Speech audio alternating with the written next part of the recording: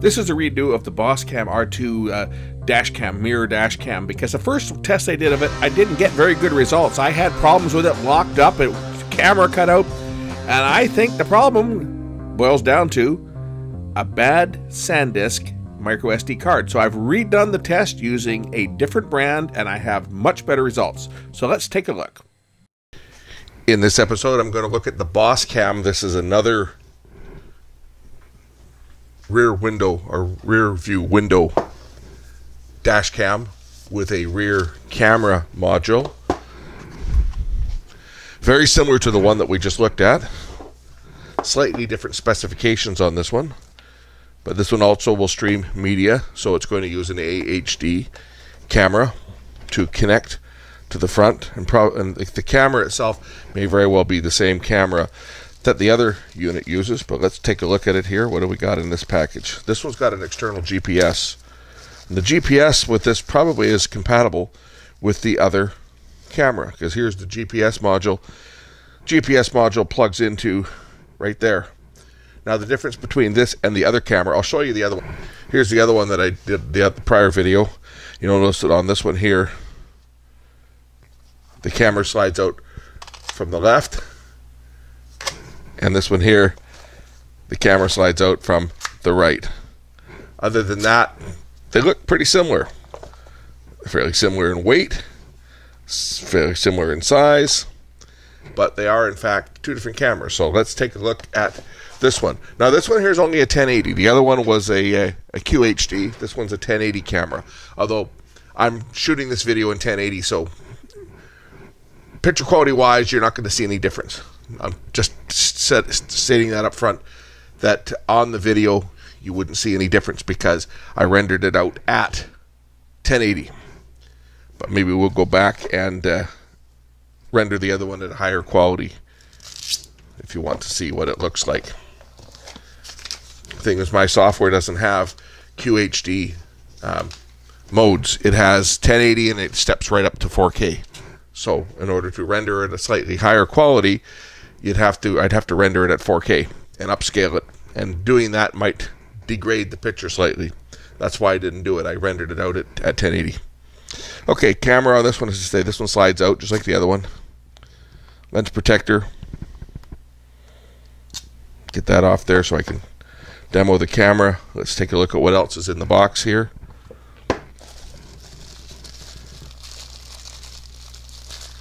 This is the rear camera.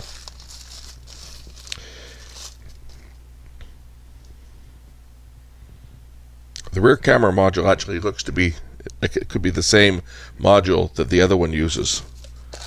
And it does definitely use the same type of cable with that same red lead.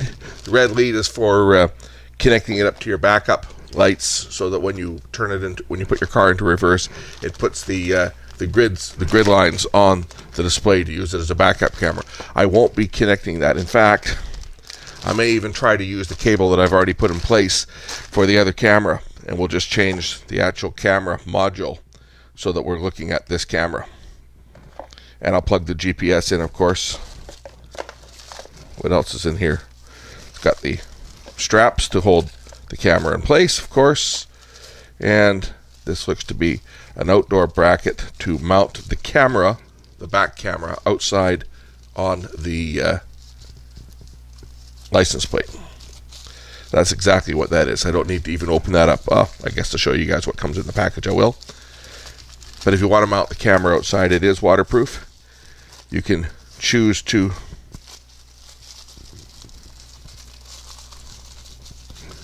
mount the camera outside. They package this thing up pretty good. And it comes with standard VHB tape that you would take off, stick it to the car, stick it to your license plate, and then put one of the screw holes through it if you're going to bolt it on, or stick it in the middle. Anyway, camera would then detach from this bracket and attach onto that bracket. I'm not going to be using that. I'm going to be putting it in the back window just like the other one was. I'll stick it in with either use the VHB tape, or I'll find some other method to attach it so that we see the picture off of this camera. There it is there. And let's get this thing connected. This one supports up to a 64 gig SD card, so the camera itself, the internal software, is a little different. The other one supported a 128 gig memory card. Other than that, they look very similar. Get the power cable out. It uses a different USB cable as well. This one uses a USB-C power connector, whereas the other one used a mini USB. So those are the differences there. And you see the other one, this has got the GPS socket as well. I took the sticker off, but it does have the GPS port. Just the model I received didn't have GPS. So for this one, I'm going to need to use the new power adapter with the USB-C connector on the end. We'll power the camera up here off my power supply initially so that I can see how it works. And I'm going to take it out and put it in the car, and we'll do some shooting from the car and just see how well this one performs. I will set the GPS up as well, but I won't be sticking it to the window. Obviously, I'll just set it on the dash, and that should grab enough signal to register GPS coordinates.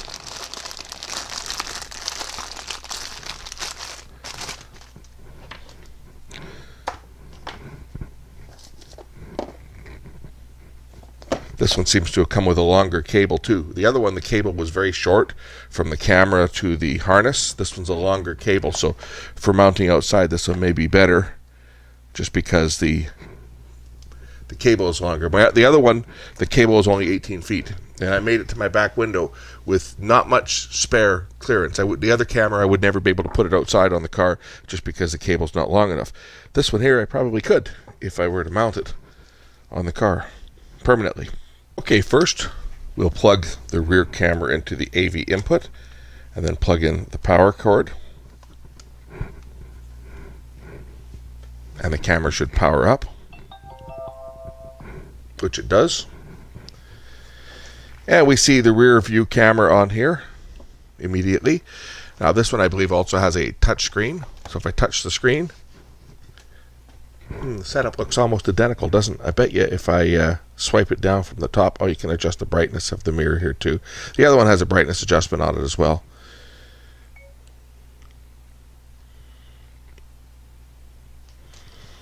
And it's in record now, it looks like. If I swipe down from the top.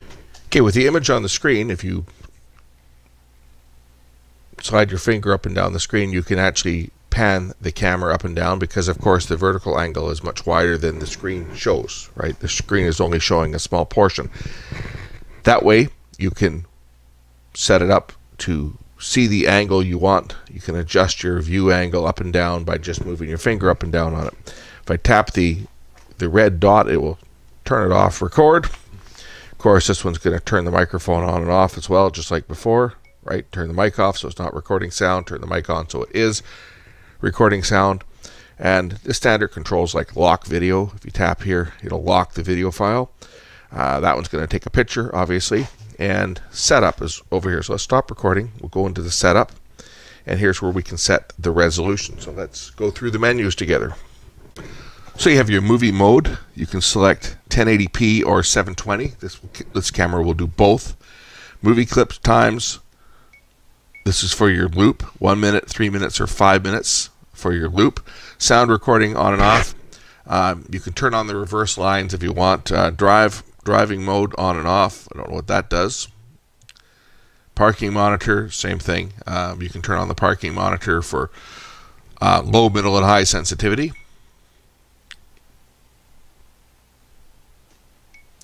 General settings. Beep, volume high, low, medium, I'm sure. Yep. Set the language. LCD power save. You can actually have the LCD turn off or keep it on all the time. Protection level. And speed unit reading in kilometers or miles per hour. GPS time sync, so it'll actually pull the time from the GPS. And of course, for this, we have to set our time zone. So we have to set our time zone to what the GPS is. I think we're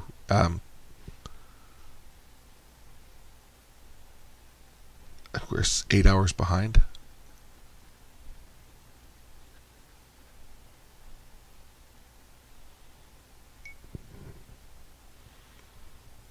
And of course, clock setting. If you want to set the clock manually, it's 11:32 right now, so let's set the time.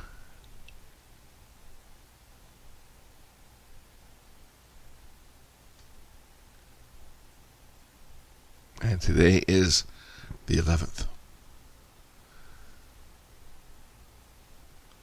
You can have a display in 12 or 24-hour format. Automatic rear view, reset setup, and format the SD card. And we're going to do that first because this card has not been formatted in this camera. We'll format the SD card so that it's ready to go. There, the card is formatted. And of course, display the software version.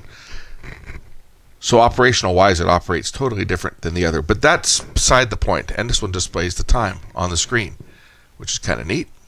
Always displays the time. But that's beside the point of how the menus look. What really matters on this is how this unit performs when it's in the car, and how it performs in the sun, how it performs in low light. Today is another overcast day, so I won't be able to do any direct into the sun driving, unfortunately.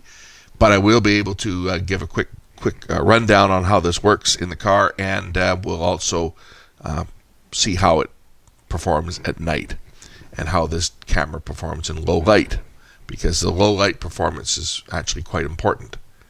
You can see I'm covering it up now and it's working pretty good in the dark.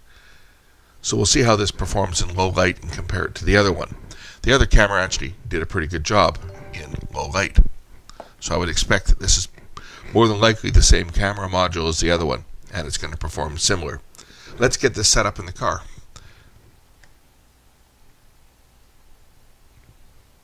And to play back your recordings on the camera, you would just obviously select play. Front files and rear files, select which ones you want to play.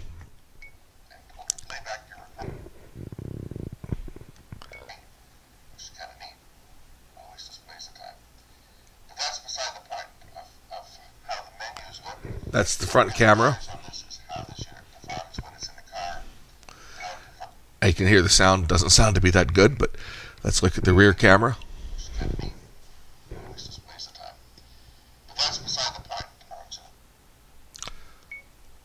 So let's get it mounted in the car and try it out.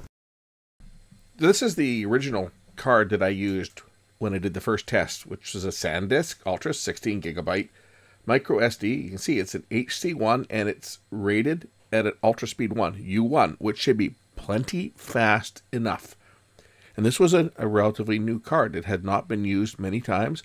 It didn't have excessive writing on it. And I formatted it fresh. But I had problems. When I was going through some of the menus, it locked up.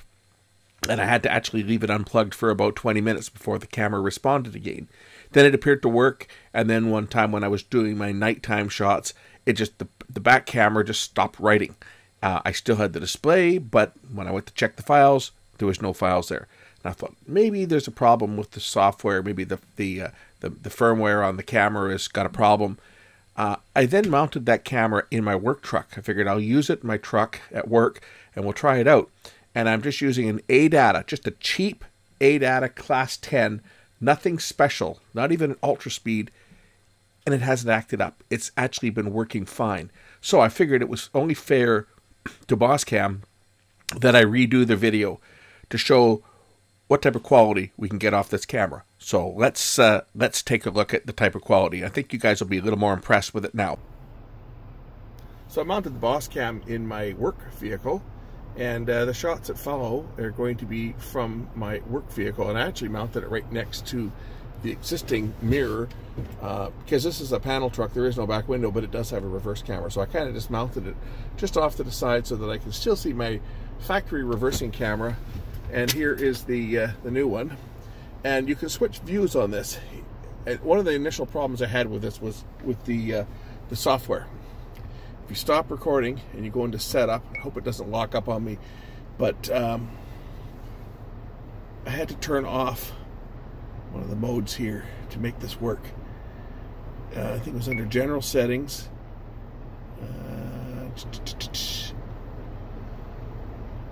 Automatic rear view, turn that off. And then with that off, you can select which view you want. Front window, rear backup camera, and a split. That was what I was trying to do initially with this unit when the first time I tested it.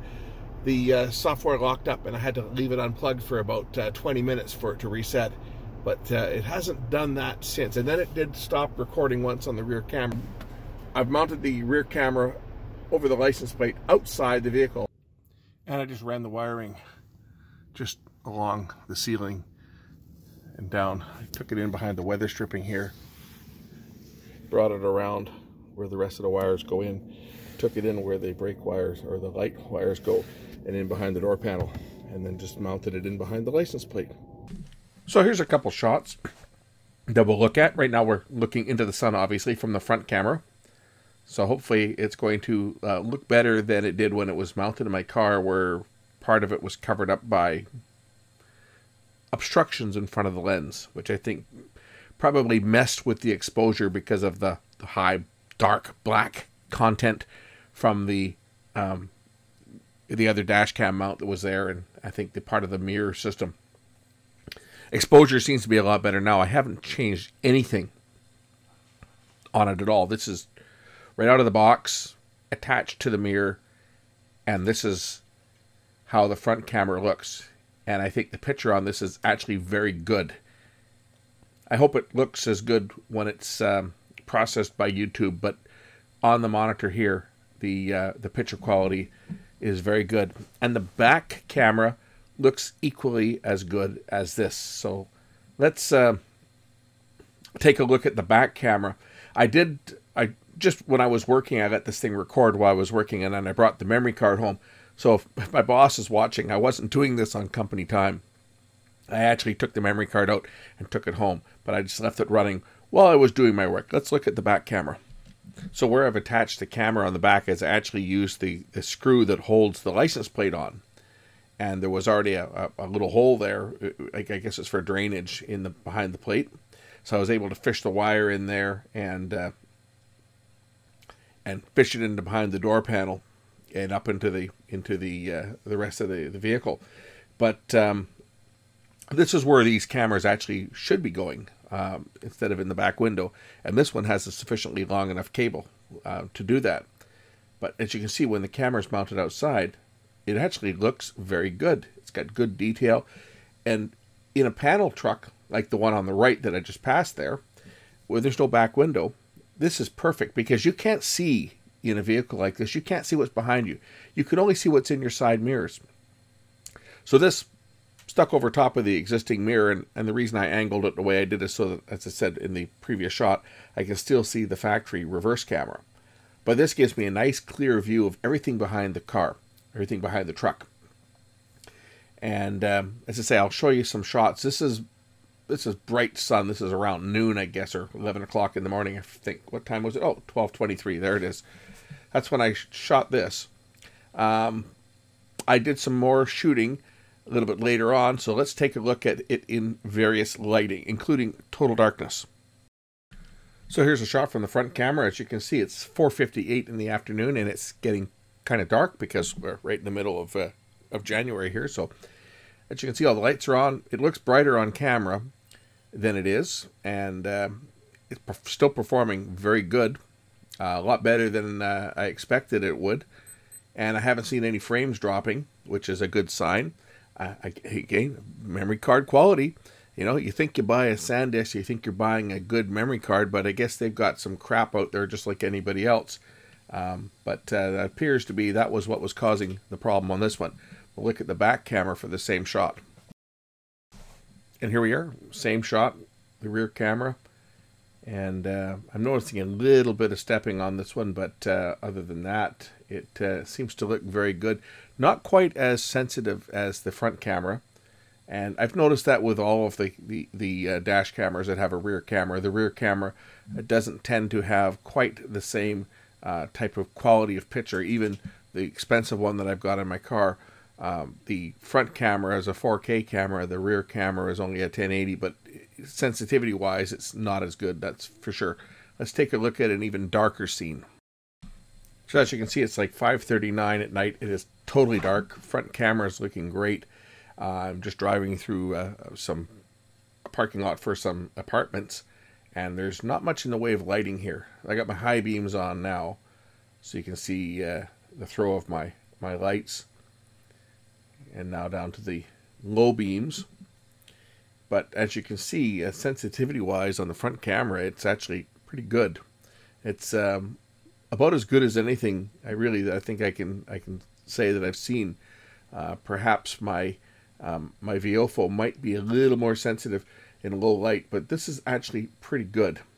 So I'm going to head up to the main drag now. Oh, gotta wash my window, it's dirty. Anyway, this is nighttime. I'll let this one play for a bit, and then we'll look at the rear camera in the dark. Hopefully this is going to reassure people that were maybe considering this camera as an option, that it actually does work good. But if you're running into problems with any of these dash cameras, check your SD card and try that, because a lot of times problems can be caused by SD cards. And here's something else. You'll get SD cards that will work fine in one device, and you put it into another device and it does not work at all, or does not work properly. I've certainly run into that with other equipment. I've got my film scanner, for example. It doesn't matter what brand of SD card I put in. If I use a micro SD card in a SD card adapter, it rejects it. It will bomb out, it will stop, it does all kinds of things. But if I put in a cheap Transcend 16 gig regular SDHC card, it works perfect. But any brand of micro SD card, it is a disaster. So I can say with pretty good confidence that the issues that I had when I first put this in my own car and tried it, and I had the thing locking up and the rear camera not recording, I gotta think it was that 16 gig SanDisk micro SD card that I initially put in. Here's the rear camera again at 5:40 in the evening, and as you can see, it's dark, and the camera is actually performing quite well. Those halos you see around the lights, that's because there's road salt and stuff that is splashed up onto the lens. So when the camera's outside, you're going to obviously have to clean it from time to time, especially when it's wet out. We're going to finish the video up here with just a couple more shots. I'll show you one more shot from the front camera and one more from the back camera in the dark here. But as you can see, it's working great. And I think there's a guy coming up here. It doesn't seem to know where he's going, if I remember. Might be just coming up. Yeah, there's a taxi in front of this guy. I don't think he knows where he's going. And anyway, because he's going to kind of change lanes and then kind of go back in like he's lost. Anyway, that's a look at the Boscam R2. And as I say, I took the other video down because I don't think it did it justice due to some technical problems. But running it all day today, through my whole work day, there was no snafus with it. It's working great. Link to the Boscam R2 is in the description. Hope you guys enjoyed this one, and maybe this video is going to make your choice a little bit easier. Thanks for watching. We'll catch you in the next one real soon. Bye for now.